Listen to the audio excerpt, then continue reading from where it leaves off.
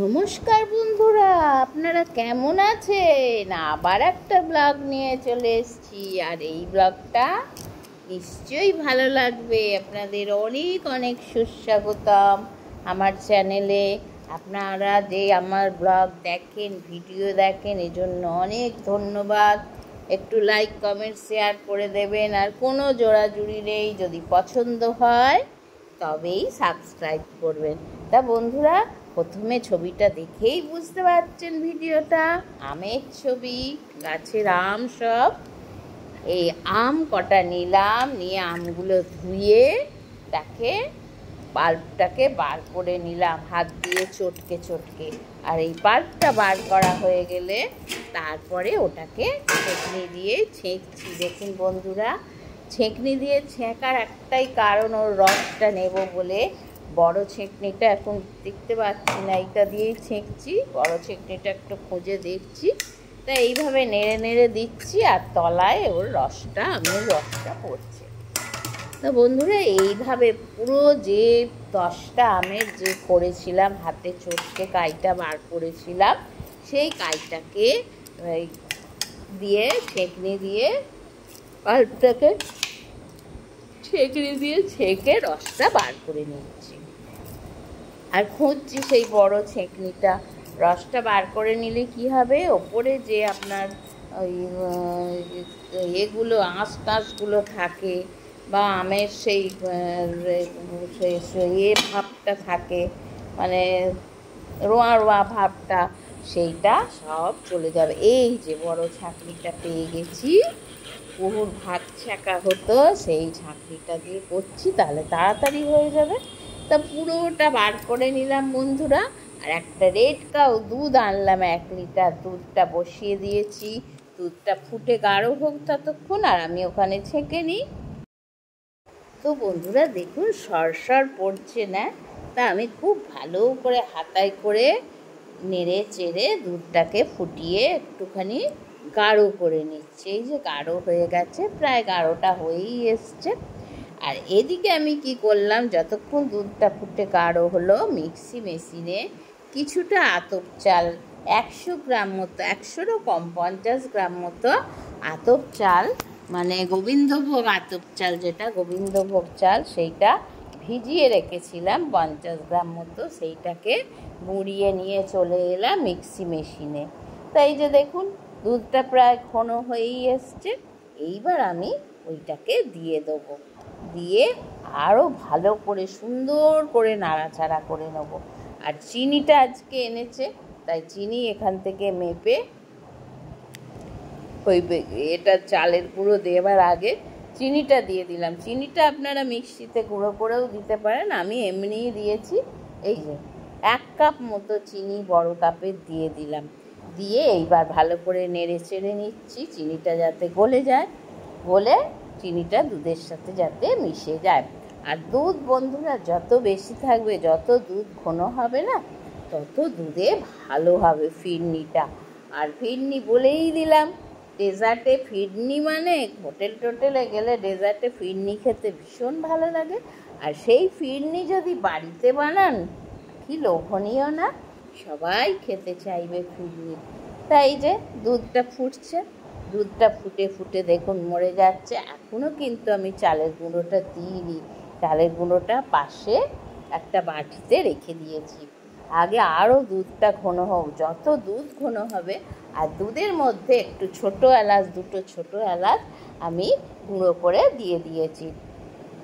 দুধটা বন্ধুরা যত ফুটে যাবে তত ভালো হবে। তো এইবার আমি মিক্সি মেশিনে যে গুঁড়োটা করেছি সেইটা আনবো, এনে আমি কি করব, ওর মধ্যে মিশিয়ে দেবো।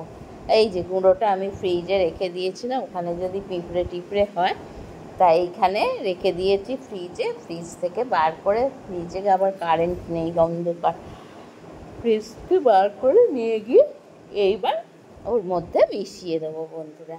তা মিশিয়ে দেবো, আমের বাটিতে একটু রেখেছিলাম বলে একটু হলদে হলদে ওপরটা লাগছে, ওটাকে একটু ভালো করে মিশিয়ে নিই জলের সাথে। জল কিন্তু বেশি দেবেন না, খুব কম দেবেন। পারলে একটু গরম দুধ ওর মধ্যে দিয়ে দেবেন, তাও ভালো, কিন্তু জল দেবেন না। তাই যে 50 গ্রাম মতো এই যে গোবিন্দভোগ চাল বেটে রেখেছি, সেই চাল বাটাটাকে এবার ভালো করে ওর সাথে মিশিয়ে দেবো। তা বন্ধুরা, মিশিয়ে কিন্তু নাড়তে হবে, সমানে নাড়তে হবে, না হলে কিন্তু সেই পিঠের মতো দলা পাকিয়ে যাবে। ঠিক আছে? এই যে আমি একটু ফ্রিজে রেখেছি, আর চাল বাটাটা না কেমন শক্ত হয়ে গেছে, তাও আমি অনেকটা করে হাতে করে পিষে দিলাম। আপনারা কিন্তু ফ্রিজে মিজে রাখবেন না, একদম মিক্সিতে গুঁড়ো করেই মানে বাটাটা করেই সঙ্গে সঙ্গে দিয়ে দেবেন। তাই এবার দিয়ে ভালো করে নাড়ছি, ভেতর দিয়ে সামনে দিয়ে পিছন দিয়ে ভালো করে নেড়ে নিচ্ছি, যাতে কোনো দলা না পাকিয়ে যায় আর না এঁটে যায়। একটু চাপা দিয়ে রাখলাম, চাপা দিয়ে এদিকে আবার দুপুরের খাওয়ার ভাতও এখানে চাপিয়েছি, ভাতটা তা যাতে দলা না পাকিয়ে যায়। এটাকে মাঝে মাঝেই নাড়তে হবে, তো ওই জন্য এখন আর ওখানে যাচ্ছি না কুটনো টুটনো কুটতে, তরকারি পাতি করতে, আগে এটা করে নিই। তা দেখুন আস্তে আস্তে কিন্তু ঘন হয়ে যাচ্ছে, আর বললাম না একটুখানি ফ্রিজে রেখেছিলাম বলে একটুখানি হয়ে গেছে, মানে শক্ত হয়ে গেছে। তা ওই জন্যে ওটাকে আরও ভালো করে আমি ওই হাতা দিয়ে মেরে মেরে দিলাম। তা আপনারা বাইরে রাখবেন, ভেতরে একদম রাখবেন না। ওই চালটা যখন বাটবেন, নিজে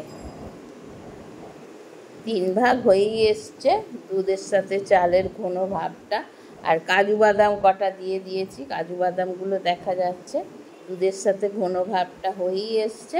আর দুধ ঘন না হলে আম দিলে কিন্তু বন্ধুরা দুধ কেটে যাবে, তাই দুধ ঘন যতক্ষণ না হবে, এই যে আমার পুরো ঘন দুধ হয়ে গেছে। হ্যাঁ, এইবার এর মধ্যে এবার আস্তে আস্তে আমের পাকটা দিয়ে দিচ্ছি, দিয়েও কিন্তু এখন ভালো করে নাড়তে হবে, না হলে কিন্তু নিচেটা পড়ে যেতে পারে। এই যে আমের পাকটা দিচ্ছি, আর রংটা কি সুন্দর লাগছে না বন্ধুরা, রংটাও অপূর্ব লাগছে, তাই না?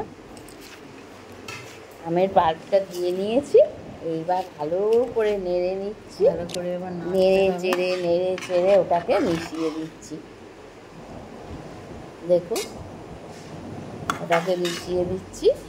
আর এই কাজু বাদামগুলো ভেতরে রয়েছে, আমি কিছুটা ড্রাই ফ্রুট দিয়েছি, কাজু বাদামটা একটু বেশি হয়ে গেছে। আর এইবার কিশমিশ দিলাম, কিশমিশগুলো ওর মধ্যে দিয়ে দিলাম, আর ওপরে গার্নিশ করবার জন্য কটা কাজু বাদাম দিয়ে দেবো। এই যে একদম আমার হয়ে এসছে, দেখুন একদম ঘন হয়ে গেছে, একেবারে ফিরনি তৈরি। এইবার শুধু সাজানোর অপেক্ষা আর ফ্রিজে ভরার অপেক্ষায় আছি। একদম তৈরি হয়ে গেছে, আর রংটাও কি সুন্দর লাগছে বন্ধুরা, দেখুন রংটা কি সুন্দর লাগছে না? খুব সুন্দর লাগছে, একদম ঘন হয়ে গেছে, একদম ফিরনি তৈরি। এইবার শুধু আমার বাটিতে বাটিতে সাজানোর অপেক্ষা। তাই এইভাবে করে নিচ্ছি, আরও দেখছি ভেতরে আটকে টাটকে গেছে কিনা। আর করবেন যখন ছোট গ্যাসে করবেন, বড় গ্যাসে করবেন না, কারণ এই দুধের ব্যাপার তো, তলায় আটকে গেলে কিন্তু আর একদম ভাল লাগে না। এবার বাটি নিয়েছি, বাটি একরকম বাটি নিলে খুব ভালো হয়, আমি একরকম বাটি নিয়ে নিই, যেহেতু আমার কুচু মানু ওদের বাটি সব ছিল, ওদের বাটিতেই দিয়ে দেবো বলে ওদের বাটিতেই দিয়ে দিচ্ছি। আর এইগুলো আমার ঘরের বাটি, একটা কাঁসারের বাটি আছে তাতে দিচ্ছি। এই যেহেতু পায়েসের মতো এতে কিছু হবে না, তা যেহেতু আমটা দেওয়ার পর অনেক পরে দিয়েছি, টক ভাবও নেই পাকা আমের, তাই কাঁসারের বাটিটা নিলাম, দেখতে ভালো লাগবে। এই যে বন্ধুরা দিয়েছি, আর সব বাটিগুলো একে একে দিয়ে দিচ্ছি আস্তে আস্তে, হাতায় করে করে। সময় সাপেক্ষ, তাই না? সকালে না আপনারা করতে পারেন, রাতে করবেন, রাতে আমাদের কাজটা কম থাকে, রাতে করতে পারেন। আমি সকালে করেছি, তার কারণ হচ্ছে সকালবেলা যদি সন্ধেবেলা এই ঝড় দিনে কারেন্ট চলে যায় তখন কিন্তু মুশকিল, তাই জন্য আমি সকালেই করে রেখেছি, বিকেলবেলা বার করে খাওয়া হবে। তাই এই যে বন্ধুরা একটা একটা করে বাটি, 5খানা বাটি, 10টা আমি 5টা বাটি হয়েছে, তা 5টা বাটি। আর আপনি যদি ঘনটা বেশি না করে পাতলা করেন তাহলে অনেকগুলো বাটি হবে, কিন্তু খেতে ভালো হবে না, তাতে দরকার কি, এইভাবে করাই ভালো। এই যে বাটিগুলোতে সব দিয়ে দিচ্ছি, কাজু বাদামগুলো মুখে পড়লে কিন্তু খুব ভালো লাগবে জানেন বন্ধুরা, তাই না? না দলাটা ওই যে চালের এটার বাটাটার দলাটা আমি অনেকটাই মিশিয়ে দিয়েছি, দলাটা খুব একটা নেই, তাই এতে বাটিতে করে করেই দিচ্ছি। এইবার বাটিগুলো একটা প্লেটের মধ্যে সাজিয়ে নেব। বাবা ভরকে না পরে, বড় বাটিটা ওপরে ধরছে না গ্যাসের ওপর। হ্যাঁ, আমাদের আবার একটু সগরি আঁশের বিচার আছে, যেহেতু চাল দেয়া হয়েছে তাহলে ওটা সগরি হয়ে গেছে, তাই জন্য ওই দিকে রাখতে পারছি না, আবার উপোস টুপোস করলে সব খাওয়া হয় তো। যদিও ছেলেরা কিছুই মানে না, তবুও অনেক বাড়িতেই আছে এটা। তাই যে বড় বাটিটায় দিয়ে দিচ্ছি, বড় বাটিটায় দেয়া হয়ে গেলেই এইবার সবগুলো আমি একটা কাচের প্লেটে সাজিয়ে নেব, নিয়ে তারপরে ফ্রিজে পুরব। কড়াটাকে কিন্তু ভালো করে চেঁচে নিতে হবে, তাই না? তো বন্ধুরা দেখলেনই তো, বাটিতে সব ভরা হয়ে গেছে। বাদ বাকি যেটা ছিল একটা ছোট বাটিটা, আর এই যে এই কাঁচের এই ডিশটা নিলাম ডিনার সেটের, এর ওপর বাটিগুলো বসিয়ে দিলাম, এক এক করে বাটিগুলো বসিয়ে দিলাম। ভাতটা হয়ে গেছে, ভাতটাও ততক্ষণে উপর দিয়ে দিলাম, দিয়ে এবার এইগুলো বাটিগুলো বসাচ্ছি। কি সুন্দর দেখতে লাগছে না? মনে হচ্ছে এখনই খাই, কিন্তু এখন খেলে হবে না, আগে একটু জমতে দিতে হবে। তারপর এবার নিয়ে যাব, চলুন নিয়ে যাব আমার ফ্রিজে। ফ্রিজের মধ্যে ভরতে হবে। 5টা বাটি হয়েছে, 10টা আমে আমন্ড ছোট ছোটই ছিল। যত আমের এটা পাল্পটা দেবেন, দুধটাও ঘন হবে, টেস্ট ভালো হবে। আর যারা পাতলা করে করে তাদের পাতলা পাতলা খেতে লাগবে। তো এবার বন্ধুরা একটু গার্নিশ করে নিচ্ছি, ওপরেও কিছু কাজু বাদাম দিয়ে দিচ্ছি। কাজু বাদাম তো অলরেডি দুধ ফোটানোর সময় দিয়েছিলাম, ওপরেও একটু কাজু বাদাম দিয়ে দিচ্ছি, দেখতে ভালো লাগবে বলে। আর কোনো ড্রাই ফ্রুট টুটি ফুটি থাকলেও দেবেন, দেখতে খুব ভালো লাগবে, বাড়ির জন্যে করা তো। আর খেতেও ভালো লাগবে মুখে যদি এইগুলো পড়ে। আর এইভাবে সাজিয়ে নিচ্ছি, একটা একটা করে কাজু বাদাম দিয়ে এটা সাজিয়ে নিচ্ছি। কোনোটায় দুটো পড়েছে, যেটায় দুটো পড়েছে দুটো পড়েছে। আর টুটি ফুটি যদি থাকে উপরে সাজিয়ে দেবেন, দেখতে খুব সুন্দর লাগবে ফিরনির। আর কালারটা কি সুন্দর হয়েছে দেখুন, আম দেয়া বলে। এমনিতে ফিরনির কালারটা একটুখানি বাটার কালার হয়, আর এখানে আম দেয়া বলে কি সুন্দর। এইবার চলুন ফ্রিজের মধ্যে পুড়ে দিয়ে আসি। আর বললাম তো এখন কারেন্ট নেই, ওই জন্য ফ্রিজের ভেতরটা অন্ধকার, কারেন্ট যেই আসবে এলে আমার ফিরনি ওখানে তৈরি হয়ে যাবে। এই যে বন্ধুরা দেখুন, এইবার বার করেছি 2 ঘন্টা বাদে। খেতে যা লাগছে না কি বলবো, আপনারা কিন্তু অবশ্যই করবেন, ভীষণ ভালো লাগবে খেতে। আমি তো খেয়ে দেখাচ্ছি।